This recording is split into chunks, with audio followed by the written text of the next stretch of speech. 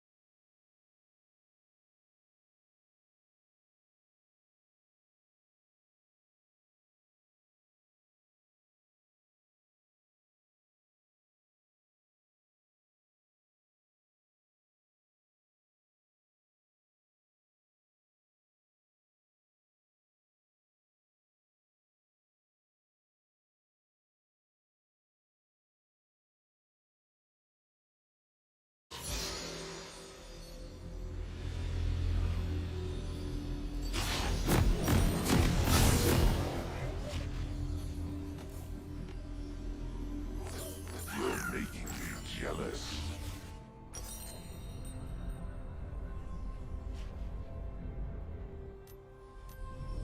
There is fear in your grip and doubt in your heart. Welcome to I Summer's have Rift. that you should fear.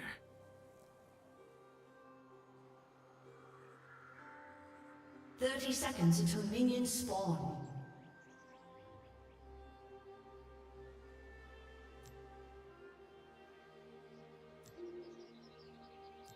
You are not worthy of the power you hold.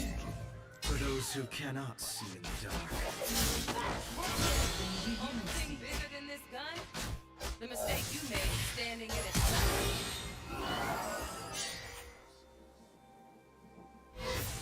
Minions have spawned.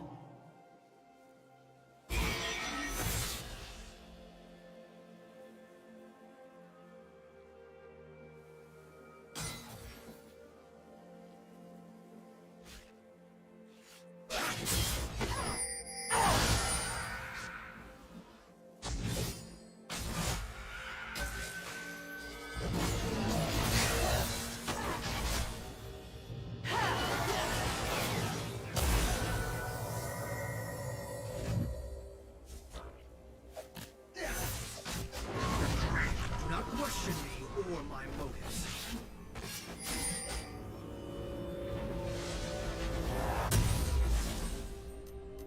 I see your nightmares. Do they trouble you? Not nightmares. Plans.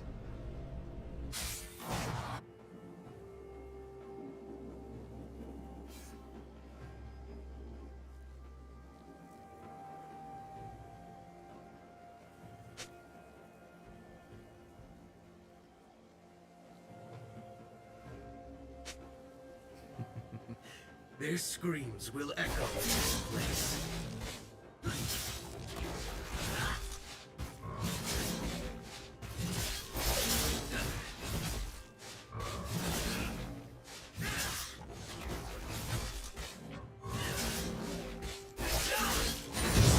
Your hands. Let it loose.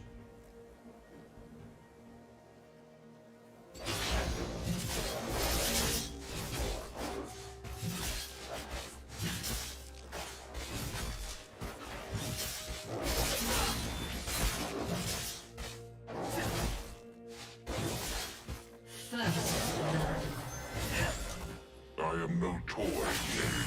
You possess the hubris of a more fearsome weapon.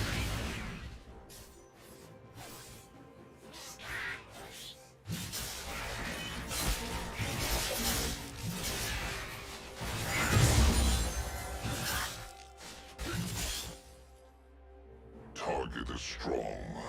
I am a weapon, not an accessory. An enemy has been slain.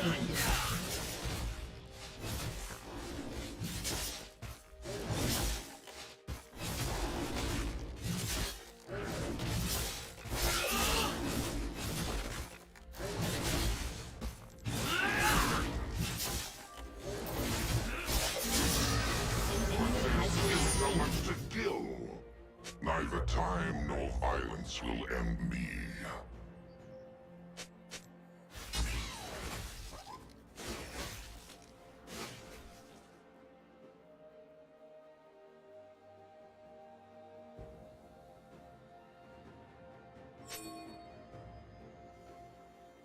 I am the weapon. You are a tool. Lies supermind.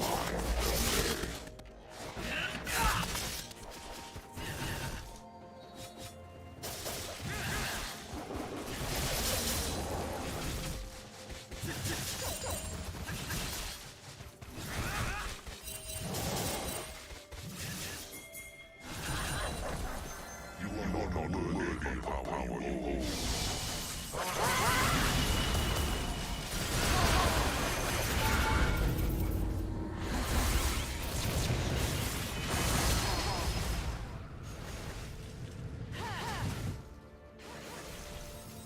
Kill.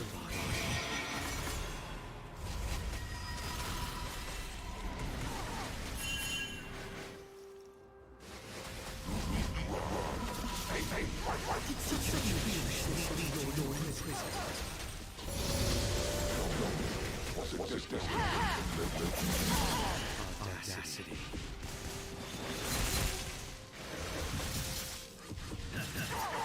An enemy has been slain.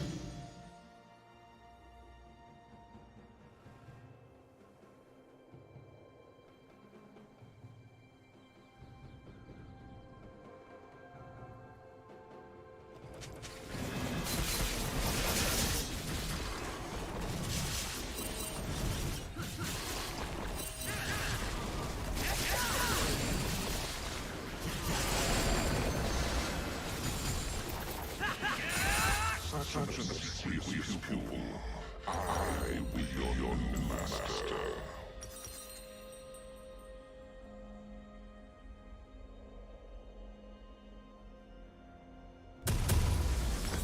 Well, know what you want.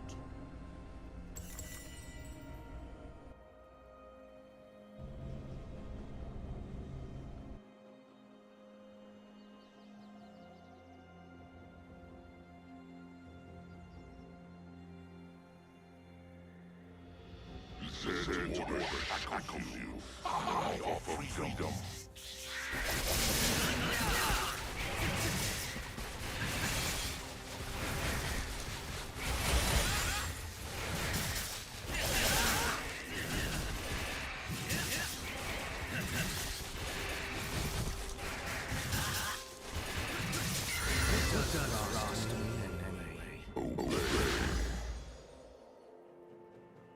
From animal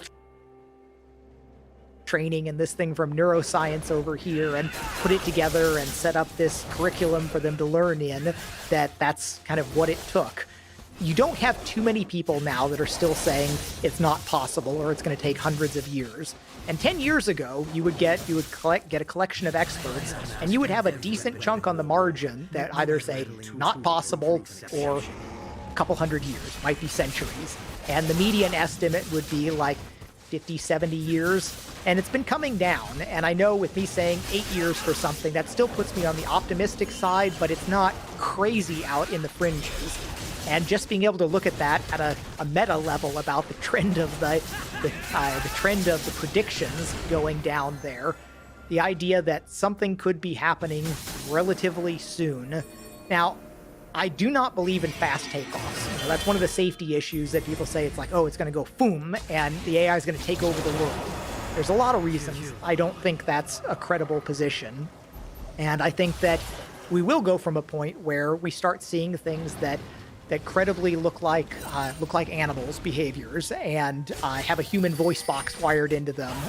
It's like I tried to get Elon to say it's like your pig at Neuralink, give it a human voice box and let it start learning human words. I think that, you know, I think animal intelligence is closer to human intelligence than a lot of people like to think, and I think that culture and modalities of IO are make the gulf seem a lot bigger than it actually is. There's just that smooth spectrum of how the brain developed and cortexes and scaling of different things going on there. Cultural modalities of IO. Yes, language is sort of lost in translation, conceals a lot of intelligence. So when you think about signs of life for AGI, you're thinking about human interpretable signs. So the example I give, if we get to the point where you've got a learning disabled toddler, some kind of real special needs child that can still interact with their favorite TV show and video game and can be trained and learn in some appreciably human-like way.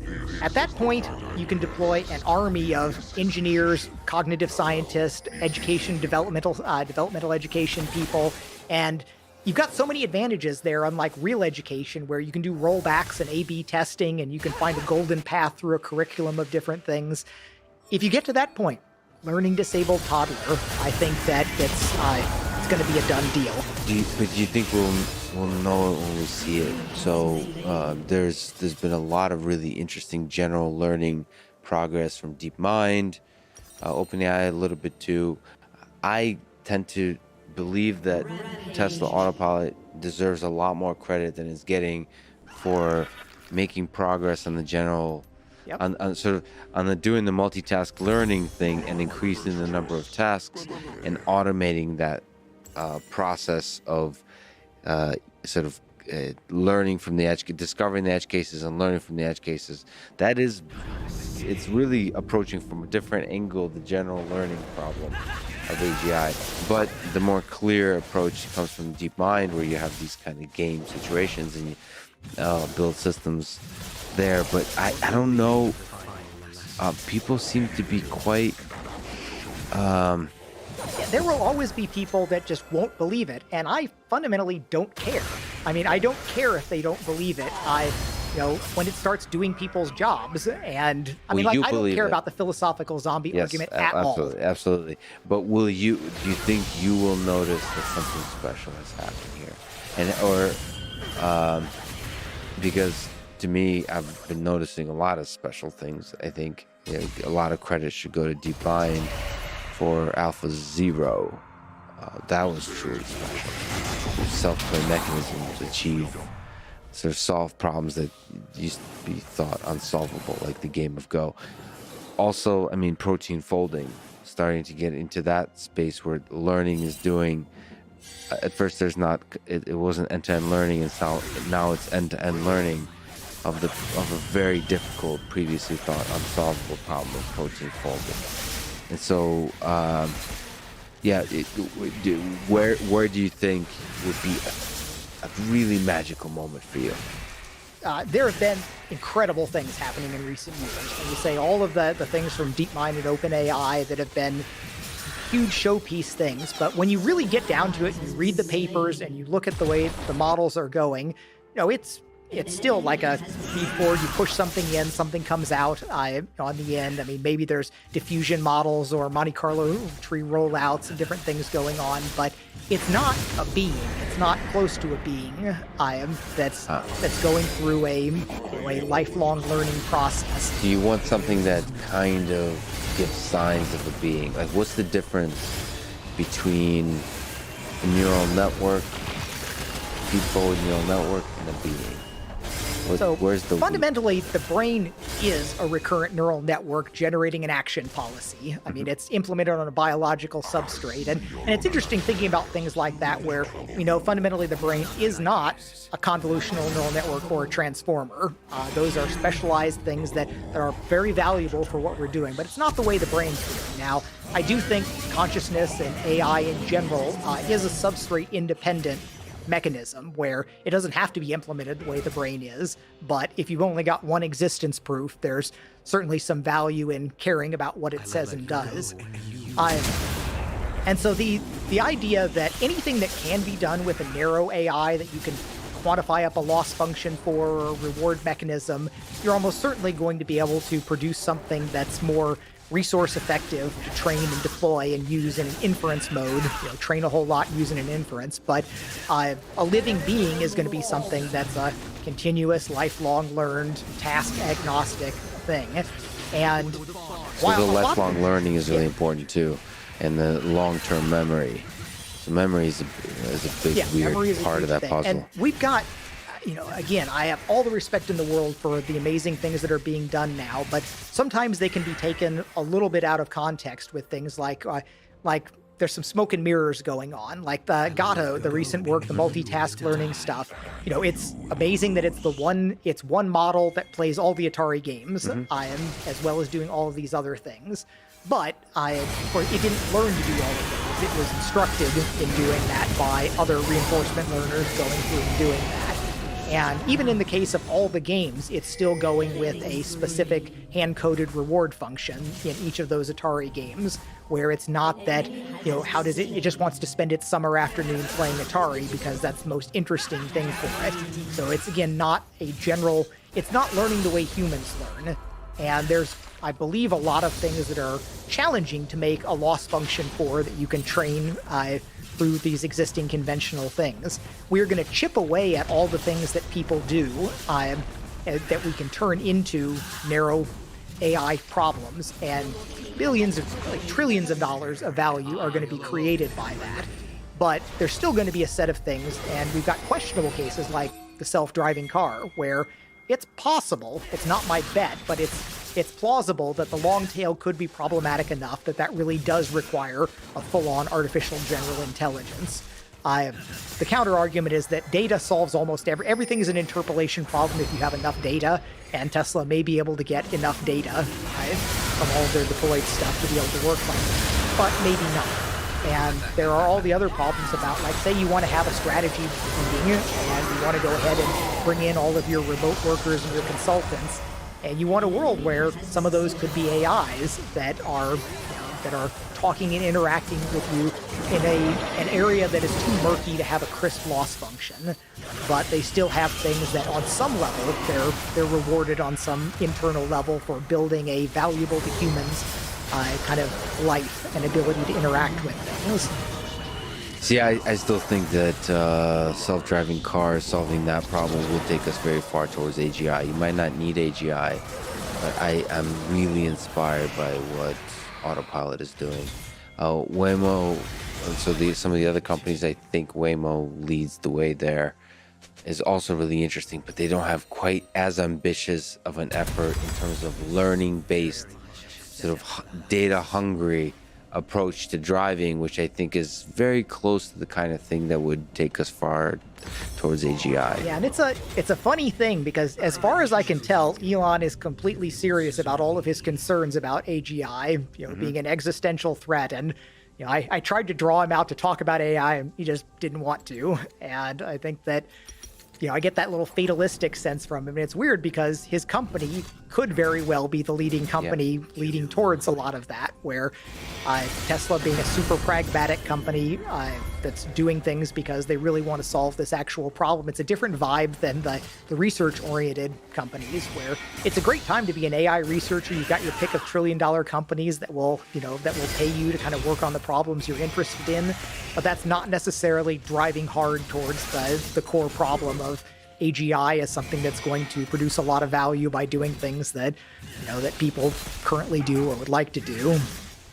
I mean, I have a million questions to you about your ideas about AGI, but do you think it needs to be embodied? Do you think it needs to have a body to start to notice the signs of life and to develop the kind of system that's able to perceive the world in the way that an AGI should and act in the world? So should we be thinking about robots, or can this be achieved in a purely digital system? So I have a clear opinion on that, and that's that no, it does not need to be embodied in the physical world, where you could say most of my career is about making simulated virtual worlds, sure, in games or virtual reality. And so on a fundamental level, I believe that you can make a simulated environment that provides much of the value of what the real environment does, and restricting yourself to operating at real time in the physical world with physical objects, I think is an enormous handicap. I mean, that's one of the real lessons driven home by all my aerospace work, is that, reality is a bitch in so many ways there. We're dealing with all the mechanical components, like everything fails. Murphy's Law, even if you've done it right before, on your fifth one, it might come out differently. So yeah, I think that anybody that is all in on the embodied aspect of it, they are tying a huge weight to their ankles. And I think that I would almost count them out. Anybody that's making that a cornerstone of their belief about it, I would almost write them off as being worried about them getting to AGI first. I was very surprised that Elon's big on the humanoid robots. I mean, like, the NASA Robonaut stuff was always almost a gag line. Like, what are you doing, people? valuable. Well, that's very interesting because he has a very pragmatic view of that. That's just a way to solve a particular problem in a factory. Now, I do think that once you have an AGI, robotic bodies, humanoid bodies are going to be enormously valuable. I just don't think they're helpful to getting to AGI. Well, he has a very sort of practical view, which I disagree with and I argue with him. But it's a practical view that there's, you could transfer the problem of driving to the problem of robotic manipulation, because so much of it is perception. It's perception and action, and it's just a different context. And so you can apply all the same kind of data engine learning processes to a different environment. And so why not you apply it to the humanoid robot environment? But I do think that there's a certain magic to the embodied robot. That may be the thing that finally convinces people. Yes. But again, I don't really care that much about convincing people. The world that I'm looking towards is, you go to the website and say, I want 5 Frank 1As to work on my team today, and they all spin up and they start showing up in your Zoom meetings. To push back, but also to agree with you. But first, to push back, I do think you need to convince people for them to welcome that thing into their lives. I think there's enough businesses that operate on an objective kind of profit loss sort of basis that, if you look at how many things, again, talking about the world as an evolutionary space there, when you do have free markets and you have entrepreneurs, you're going to have people that are going to be willing to go out and try whatever crazy things. And when it proves to be beneficial, there's fast followers in all sorts of places. Yeah, and you're saying that, Quake and VR is a kind of embodiment, but just in a digital world. And if you're able to demonstrate, if you're able to do something productive in that kind of digital reality, then AGI doesn't need to have a body. Yeah. Like one of the really practical technical questions that I kind of keep arguing with myself over, if you're doing a training and learning and you've got, like, you can watch Sesame Street, you can play Master System games or something, is it enough to have just a video feed that is that video coming in? Or should it literally be on a virtual TV set in a virtual room, even if it's, a simple room, just to have that sense of you're looking at a 2D projection on a screen versus having the screen beamed directly into your retinas? And I think it's possible to maybe get past some of these signs of life of things with the just kind of projected directly into the receptor fields. But eventually, for more kind of human emotional connection for things, probably having some VR room with a lot of screens in it for the AI to be learning in is likely helpful. It may be a world of different AIs interacting with each other. That self-play, I do think, is one of the critical things, where socialization-wise, one of the other limitations I set for myself thinking about these is I need something that is at least potentially real-time, because I want, if